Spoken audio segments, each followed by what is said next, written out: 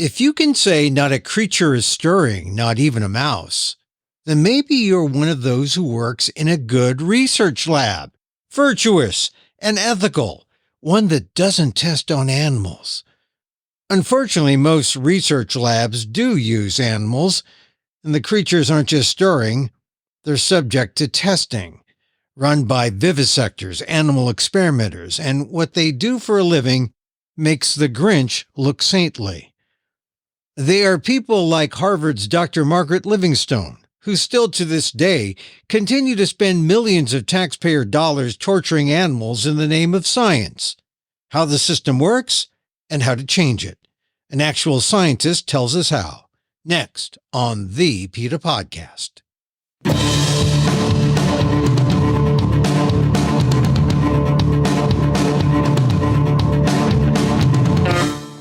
Welcome to the PETA Podcast. I'm Emil Guillermo, your host for this inside look at animal rights, brought to you by PETA, the largest animal rights organization in the world. On today's episode, Dr. Margaret Livingstone at Harvard continues new research where she deprives monkeys of their vision for curiosity's sake. Her findings have little to no relevance to humans, but she keeps getting millions in federal grants anyway.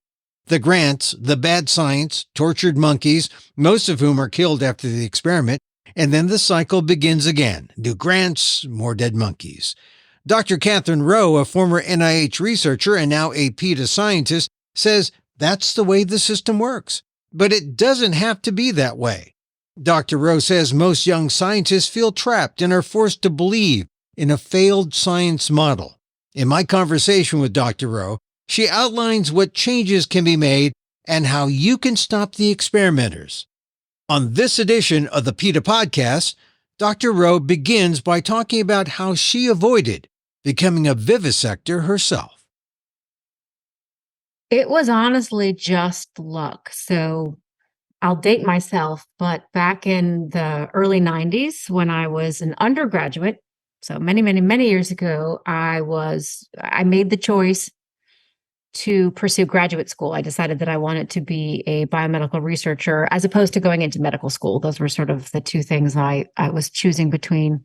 So when I decided I did want to become a researcher, my advisor at the time said, well, you've got the grades and everything, but you need research experience. Like if you want to get into graduate school, the most important prerequisite is having conducted research as an undergraduate. So you need to go work with somebody in a lab.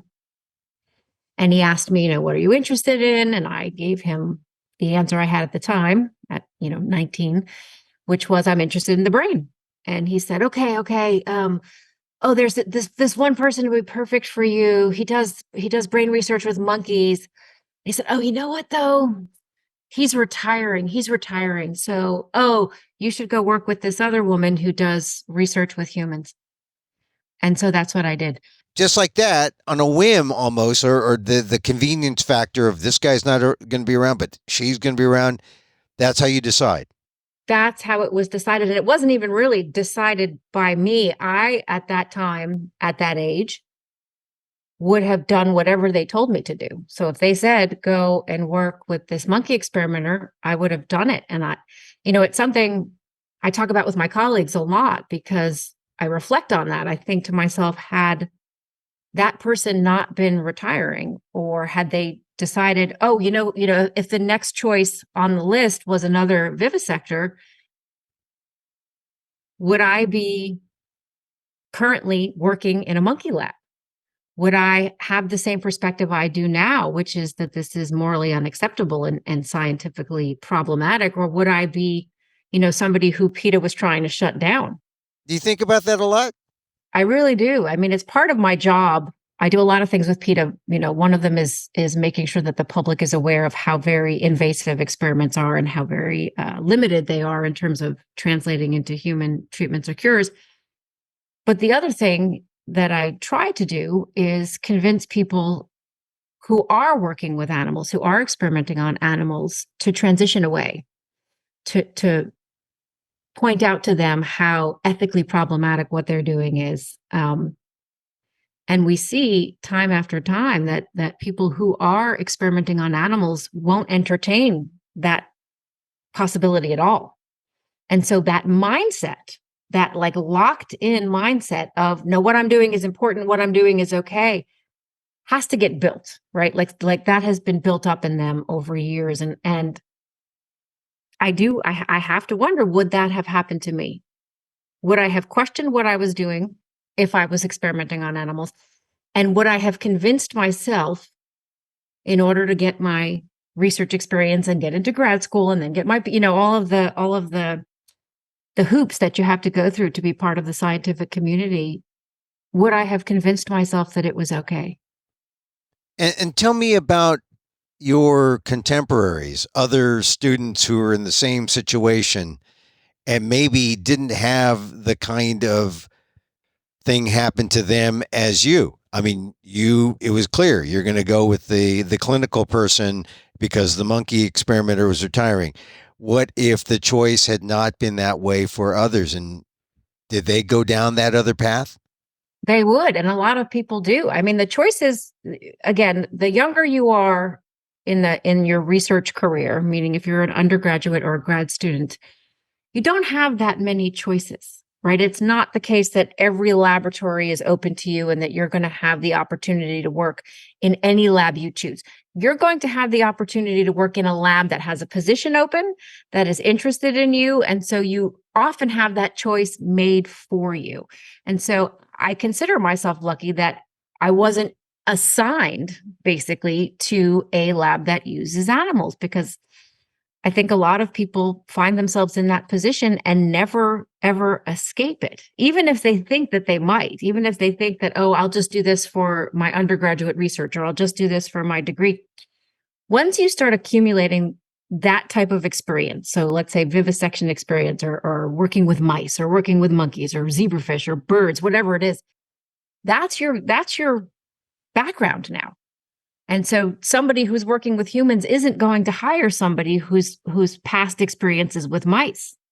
And so you get locked in from a very, very early stage in your career. And that early stage is basically, the roll of a dice. You could end up doing really, really human relevant, ethically sane research with humans, or you could end up doing some of the absolute worst vivisection we've ever seen. And you won't have had a choice when that choice was made for you. So what percentage of these young researchers or researchers in their career would you say get trapped? I would say, I don't have a percentage calculated for you, but I would say it was the majority of people. Because again, you work in the lab, you get assigned to, I think you're told, especially if you're working with animals, especially if you're new to working with animals, that this is important. You have to do it. And you convince yourself of that. I mean, if you spent all day decapitating rats, which is what a lot of young experimenters have to do, you would have to tell yourself over and over again, well, I'm going to help humans one day. I'm going to help humans one day.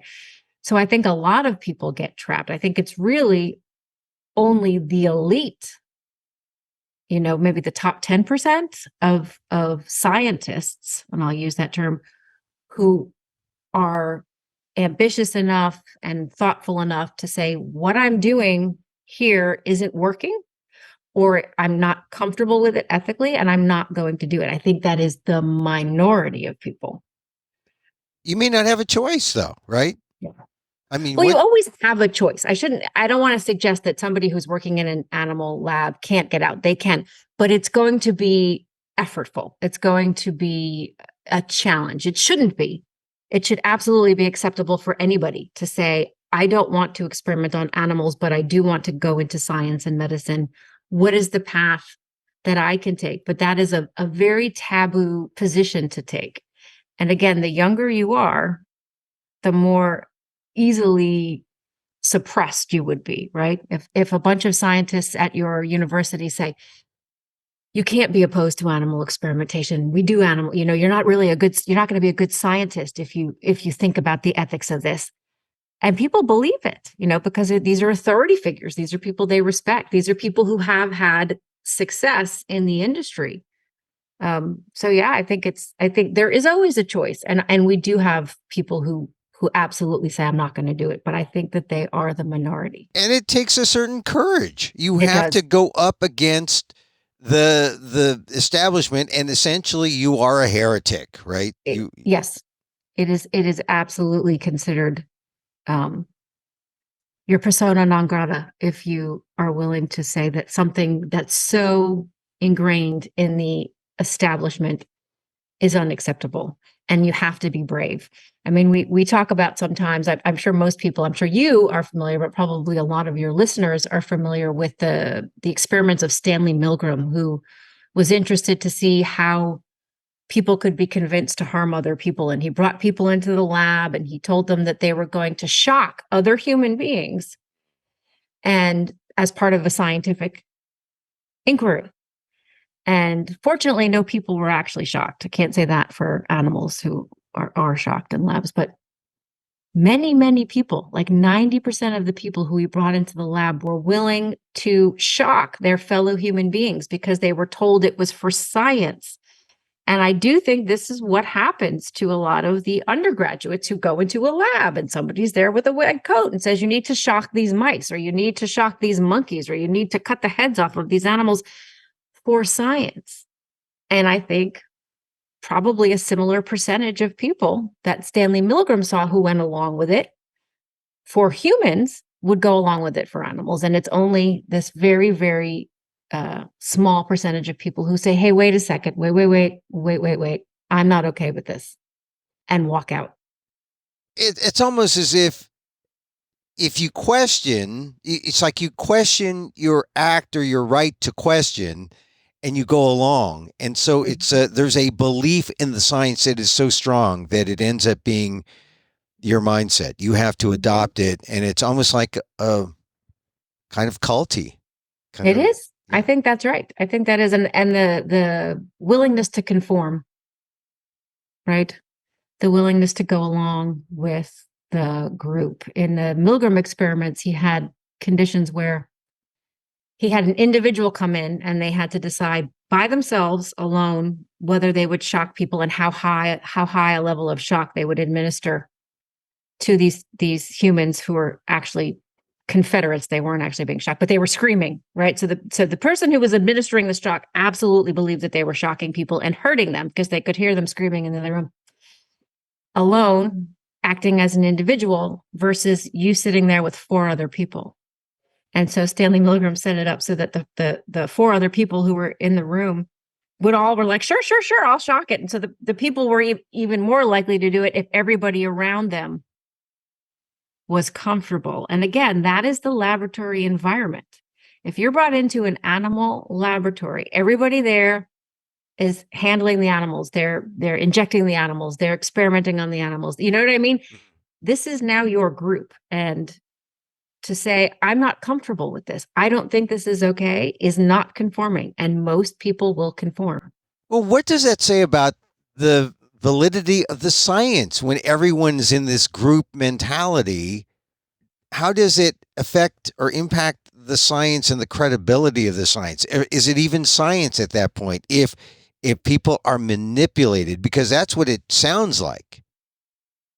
Yeah, I think that at least as far as science based on animal experimentation, we already know that so much of that data that comes from non-human species isn't applicable to humans. We know this. I mean, there are thousands of papers documenting differences in species, failures of new drugs and treatments that tested safe and effective in animals, but then fail in human trials. We know that the animal-based science is problematic, but people continue to do it. It's also not what science is supposed to be, right? Science is supposed to be a continuously evolving, continuously seeking out the newest, greatest, most accurate, most innovative methods, but that's not the reality, unfortunately. The reality is people do what they're told, people do what's socially acceptable, and people do what they have been convinced is the best way for career advancement.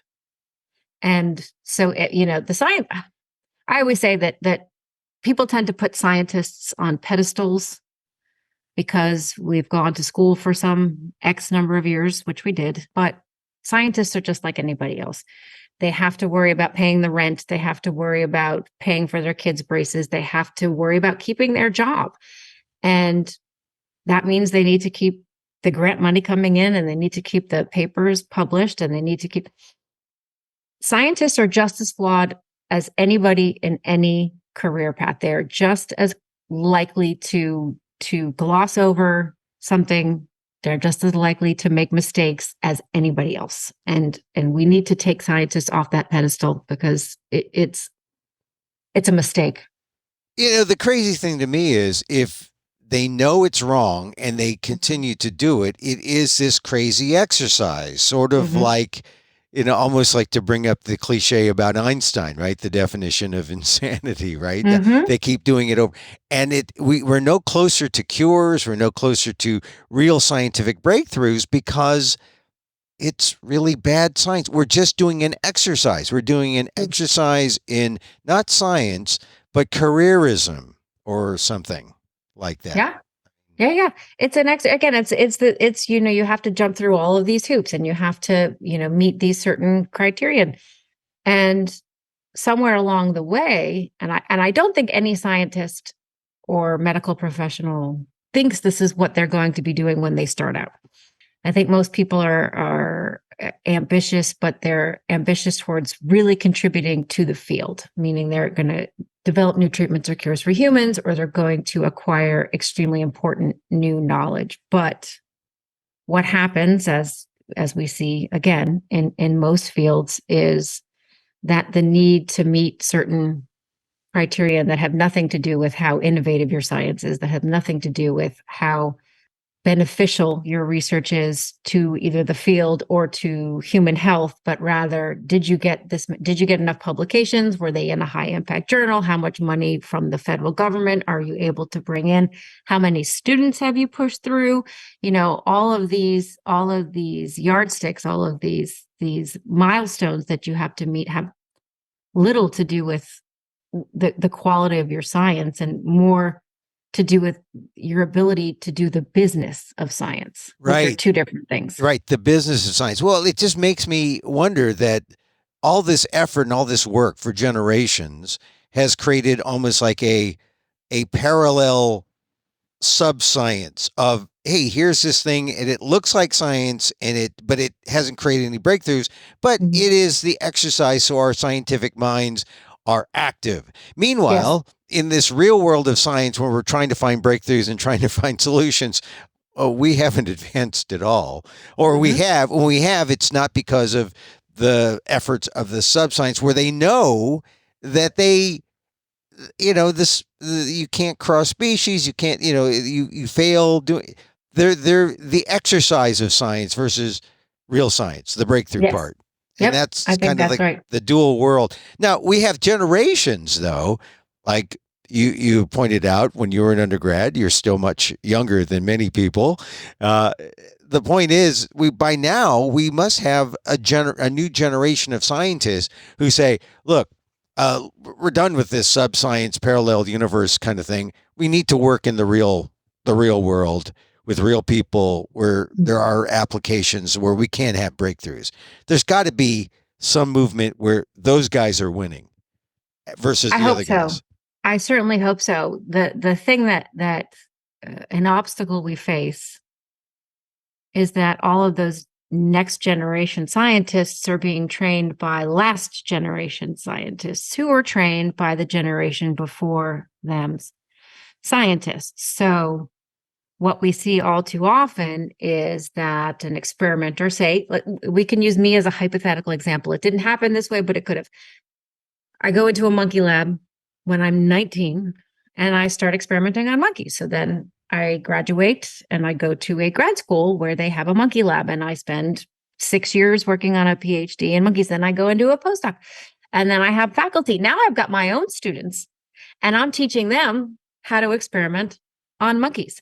And and we see this. I mean, we see this time and time again. We have experimenters active now who are in their 70s experimenting on non-human primates, who were trained by people who experimented on non-human primates and who are putting other experimenters out there who will now only know how to experiment on non-human primates. So I would say it was a gift that keeps on giving, but it's not a gift. It's a self-perpetuating nightmare for the animals, because it just breeds more people who are willing to do this, even though it is ethically problematic and even though it is scientifically flawed.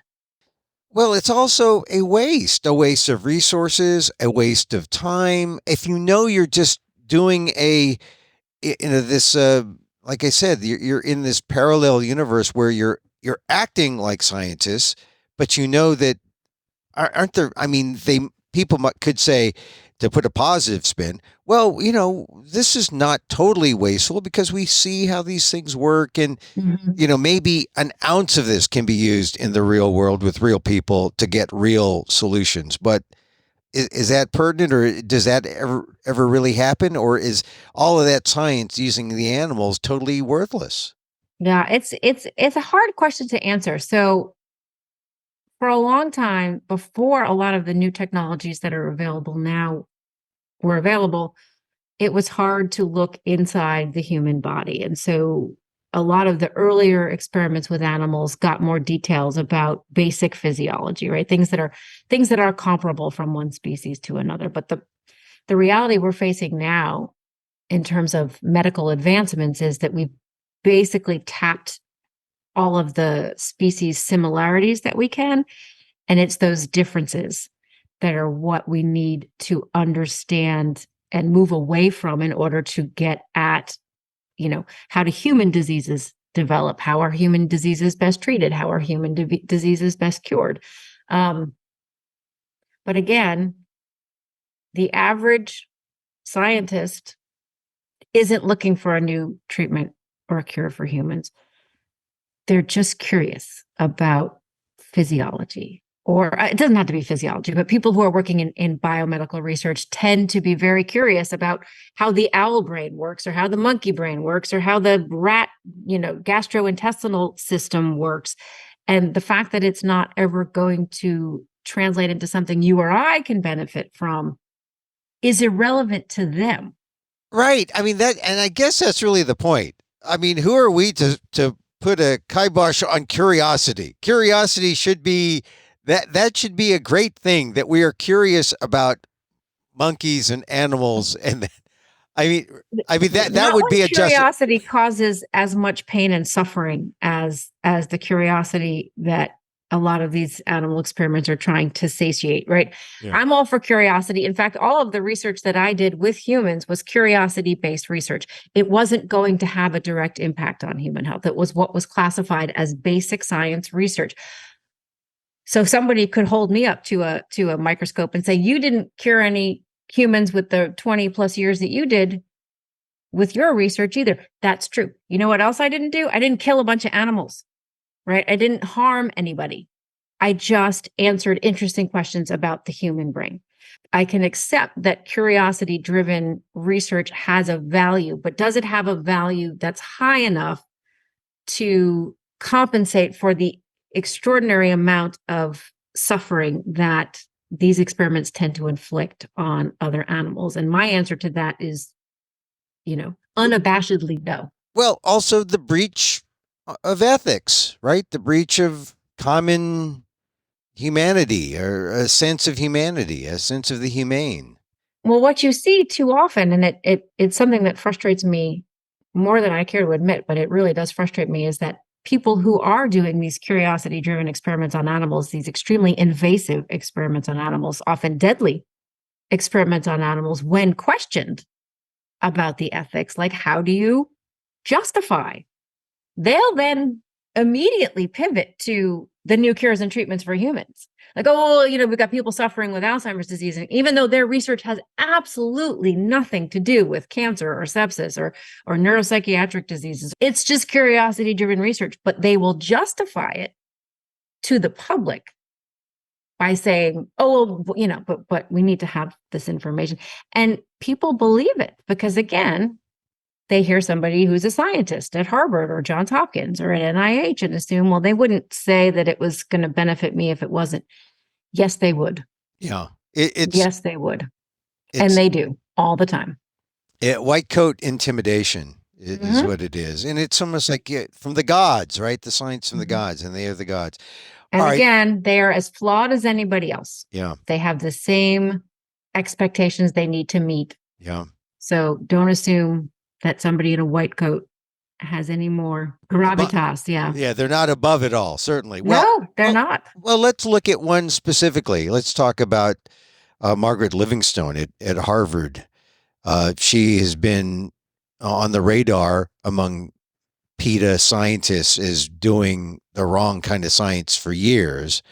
But now there are these new strobe experiments on monkeys. I mean, I had to understand this, and I thought it was like strobe lights. They're flashing lights like at a disco with these monkeys. No, it's not. It's not funny. It's real, but it's not lights. But what is the strobe effect that she's simulating with the monkeys? Oh, this is a nightmare. So this is just for listeners. This is the same experimenter who PETA exposed as having taken baby monkeys away from their mothers, and in some experiments sewing the baby's eyes shut for up to a year. But we recently got new documents from the NIH that tell us that in addition to, sometimes sewing baby monkeys' eyes shut for a year, she is now forcing these newborn infant monkeys to wear these specially made goggles that basically create a strobe-like effect. So when you say like a disco, that's the effect that they're having. They're basically wearing goggles that have shutters that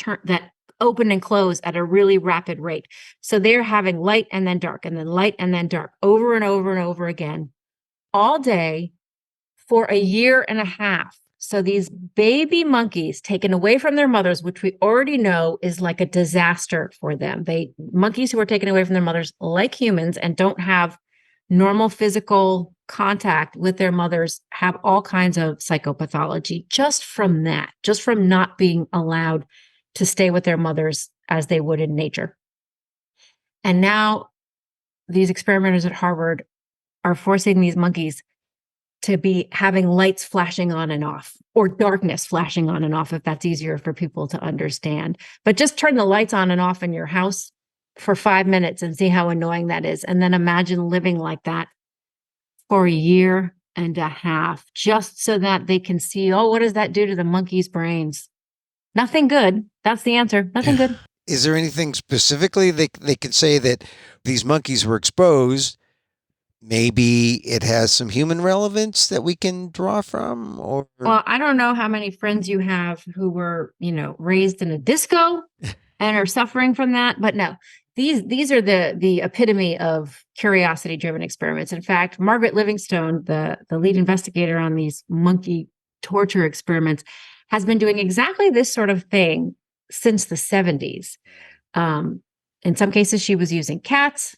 She's moved on to monkeys, but it's all of these visual deprivation style experiments. These are experiments designed to see how the visual system develops if it's deprived of normal input. And so in addition to sewing monkeys' eyes shut, she's had experiments where she shows one eye shut or the other. Experiments where certain nerves are cut so that the eyes can't move properly. Currently, there are experiments where the baby monkeys are being raised by people wearing welding masks, so they're deprived of any facial input. Basically, this experimenter is spending 50 years and 30 million taxpayer dollars to have a career where she tries all different ways to mess up an animal's vision. It has no relevance to humans. Again, humans don't have their eyes sewn shut for a year. Humans are not raised by people wearing welding masks, and humans do not spend a year and a half, and in human years, that would be even longer, in a strobe light. This is really just how many different ways can we alter the way the brain is supposed to develop naturally. It's all just, hey, isn't the brain cool? Yeah, the brain is cool, but we don't need to torture monkeys to look at how cool the brain is. This is all out of curiosity. And when she goes from one species to the next, And at some point, you have to wonder when she will stop being curious, because it seems like at some point you have the answer, or we can instinctively, understand what the answer is, but she must have the science to prove it. It doesn't make sense after a while. This is the one of the many, maybe it's not a flaw, but it certainly is in this context. The only way she's going to stop being curious about how many different ways she can alter an infant monkey's visual development is if the NIH and/or Harvard says you can no longer be curious about this. So if the funding is still available, and if the university officials at Harvard decide that they don't care what this person does in her lab, she can do all of the different experiments that she wants. And clearly that's what's happening here. Again, these are the sort of experiments that they conducted back in the 60s, where they would sew kittens, eyes shut, and see how the visual cortex, part of a brain, is altered by not having normal visual input in the 60s, and got answers in the 60s. It's now 2023. So it's been 60 years since the discovery that altering visual input affects the visual cortex. But again, just these tiny little tweaks, like, oh, she's going to do this for a year and a half, which is different than when they did it for 4 months. These are the sort of little minuscule tweaks that make it new, but it's not new. And it's also torture. It's animal torture. I don't know how to. Maybe because I've spent too much time reading about the negative effects of taking baby monkeys away from their mothers, but I have spent a lot of time, particularly looking at the work of Harry Harlow, also in the 60s. The devastation that taking an infant rhesus macaque, which is the sort of monkey that are being tortured at Harvard right now, and not allowing them to have social contact with their mother or their peers. The word devastation is the only word I can think of. People who are curious can look up monkeys from Harry Harlow lab and see pictures of these tiny monkeys just crumpled over, because it's so devastating to their psychological development, but also their physical development. And this is the sort of procedure that most people think no one does anymore. And in fact, when we exposed that this was happening at Harvard, nearly 400 scientists, including, famous primatologist Jane Goodall, but scientists from around the world wrote to NIH and Harvard and said, "Are you kidding? Like, this is not acceptable in today's day and age. We know all too well what taking babies away from their mothers will do to these animals. And we also know all too well what these different visual deprivation procedures are going to do. How is this still allowed?"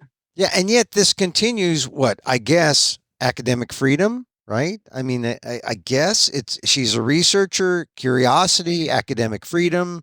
I think the scientific community in general doesn't like the public or even the government who funds them to tell them what is or isn't good science, or tell them where their scientific inquiry can go, though they want the public to pay for it, right? So they have no problem taking our taxpayer dollars and buying these monkeys or buying these goggles that do this strobe thing, or flying to Paris to present this data at a conference. They take our money for that, but they don't want our input on whether what they're doing is ethically acceptable or scientifically meaningful. And I don't think you can have it both ways. I don't think you can accept government funds, taxpayer funds, to do your quote unquote science and then absolutely ignore what the public, and even in this case, the larger scientific community. In this case, the scientific community has said stop.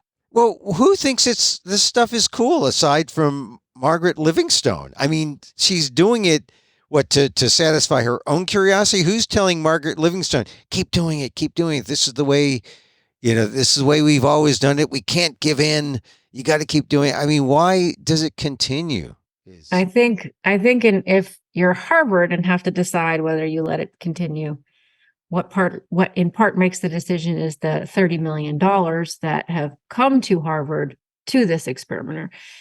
If they're going to get $30 million from NIH, I don't think they care one way or the other. Then the question is, how do we stop this in the future? How can we make sure that these kind of experiments can end and aren't going to happen again? We need a new generation of scientists. We need new science thinking. We need new science thinking, not just among the scientists, but at the universities and at NIH. Mm-hmm. So tell me, what's the plan? What is PETA doing? PETA is doing a lot of things. So for these specific set of experiments, obviously we are talking to the funding agencies, which include multiple institutes at NIH and Harvard. And if you want to learn more about those experiments, you can go to PETA.org/Harvard. But bigger picture, so preventative measures, if you will. PETA scientists have, in fact, devised a strategy. It's called the Research Modernization Deal. And this is a very common sense strategy or roadmap, if you will, to phase out the use of these sorts of harmful and ineffective animal experiments, which includes things like asking the funding agencies to stop funding experiments on animals that we know are not working, that have been proven time and time again. It also includes increasing training so that if you are that young grad student who got assigned randomly into a animal lab, like I almost did, that there would be training money available. So you can say, yes, I'm doing my training with these mice, but I want to learn how to work with patients, or I want to learn, one of these other these really cool in vitro tools. And so people who want to support PETA's Research Modernization Deal can go to PETA.org/strategy, ask NIH and their members of Congress to take that seriously. But yeah, I think also talking about it. This was never discussed when I was an undergraduate or even a graduate student. Now, part of that may be because I didn't end up in an animal laboratory, but what goes on inside these animal laboratories is not just hidden from the public. It's also hidden from the rest of the scientific community. So the number of conferences that I went to and seminars, webinars, we didn't have webinars back then because I'm old, but talks, scientific discussions, journal articles, all of the medium that scientists get their information. If an animal experiment was involved, you never saw what that looked like. It was always like a cartoon picture of an animal or a picture of an animal in the wild. Like, oh, I did these experiments on monkeys, and then there's a picture of a monkey in a tree. You never see the picture of the monkey in the primate tree with its head shaved and equipment screwed to his or her skull and wires coming out. They don't show that even to the other members of the scientific community. So I think the harm part of all of this needs to be front and center. It needs to be part of every undergraduate and graduate course because people don't know. So yeah, I think talking about it, asking questions. Is this worth it? Yeah, we got to anybody Yeah, we got to keep talking about it, and because it's amazing how few the number of people who understand that this is going on in our labs, and at the highest levels of science, and the amount of money, government money that's thrown at this, and it continues, and hopefully the new generation of scientists that you're going to help lead, I hope they're coming up and the balance is tipping more in the favor of the new scientists. I hope. I hope so too. And I think that that's what is going to happen. I do think this younger generation, at least it appears in other areas, are willing to challenge the status quo, right? They're willing to say, this may be how you've always done things, but it's not okay. So I think that will help. And of course, the fact that there are all these new modern, innovative, human relevant research methods that are available, I think will make a difference too. But again, you got to watch out because if you're being trained by a monkey experimenter, you have a pretty good chance of ending up being a monkey experimenter yourself. So if anybody out there who's thinking about pursuing a career in science or medicine, don't assume that you're going to be able to transition away from animal experiments. Get into the human relevant research now.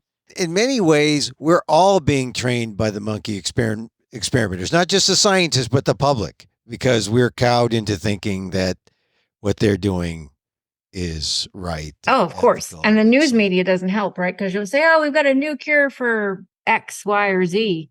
And then it turns out it's something they learned in mice or rats, and it never becomes anything that's going to help us.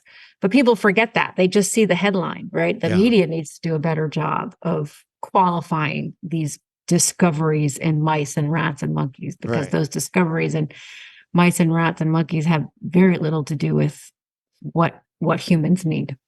So at the very base level, non-scientists like me, we need to know the real story behind what science is good or bad. Do your own homework. Yeah, absolutely. Do not believe the headlines. And the headlines won't even mention mice or rats or monkeys sometimes. It'll just say, oh, scientists at, Harvard have discovered, some new vision. And you're like, oh, that's cool. Read the fine print. Read the fine print and know that if it was not a human-based study, it is probably got nothing to do with you. It's not going to help you. And it was probably extremely harmful for the animals. That won't be in that article either. It'll sound cute. Oh, they studied vision in monkeys. No. They took babies away from their mothers, forced them to live in a strobe light environment for a year and a half, and then cut into their skulls. They won't put that in the article. Yeah, but that's science. That's the way science is done, and it shouldn't be done that way. Dr. Katherine Roe, I appreciate you just laying it down for our audience about what it's all about. And really, thank you for being part of the PETA podcast. Absolutely. Thank you for having me.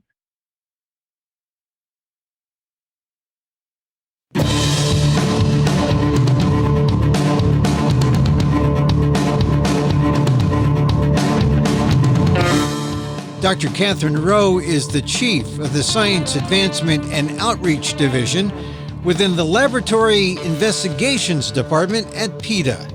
For more information on stopping the Harvard experiments of Margaret Livingstone, go to PETA.org. Also, go there for more information how to change the system with the research modernization deal that PETA is backing and advocating for.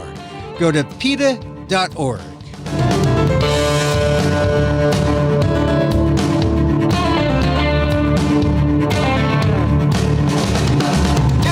And that's our show for today. Thank you for listening. Don't forget to send a link of this show to your friends. Tell them you like the PETA podcast. Contact us at PETA.org. You can find me on Twitter at Emil Amok. That's EMILAMOK. Or see my vlog at AMOK.com. Or see my work at ALDEF, the Asian American Legal Defense and Education Fund. That's ALDEF, AALDEF.org/blog. Or get this podcast on YouTube at Emil Amok 1. Once again, thank you for listening. Check out all our episodes on your favorite podcast app or on Apple Podcasts, where you can subscribe to as well as rate and review the show. It helps get the word out about the issues you care about. Our music is provided by Carbonworks. Check them out on YouTube. And join us again next time for more insight into animal rights and the fight for a cruelty-free world on the PETA Podcast. I'm Emil Guillermo.